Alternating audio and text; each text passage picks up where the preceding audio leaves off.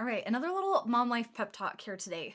So maybe you have chosen that you've wanted to try to implement a new habit, put it in place, something that's going to make your life better. You're really good for a few days, and then you're like, "Ugh, screw it, it just gets really hard." And then you start to think that maybe your goal or your habit, whatever, creating that new habit is just like beyond reach. And the problem is that you didn't put a rhythm in place to support yourself. And so a lot of times we just try to wing it and we're like, oh, we want to try this new thing and we just do it and we don't have a rhythm in place to help us stick to that plan. And so rhythms can actually support you in A, being disciplined, and B, creating a life you love with kids in tow.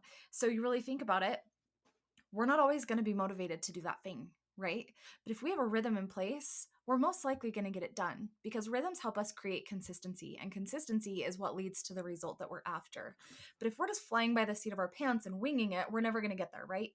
So you need to put rhythms in place, just like the rhythms that I've been teaching you on the last several episodes. And then I told you, like, hey, maybe pick one, see if that feels good for you, apply it. And the thing is, pick one, apply it for well over a month, maybe even 2 months before adding another. So a rhythm can be your alarm goes off in the morning, and that's when you do your gratitude.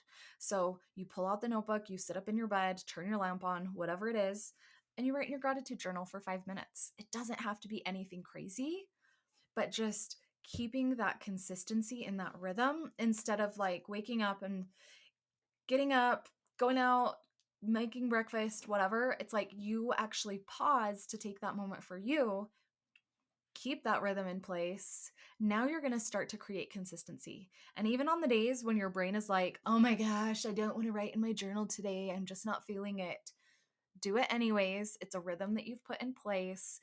Create that habit so that that rhythm's going to support you in being disciplined, even when you're not feeling motivated to do it. So, if that makes sense, pick your one thing, pick your one rhythm that you want to put into place. Now, start to create that consistency so that discipline steps in when the motivation isn't there. And I will talk to you next time.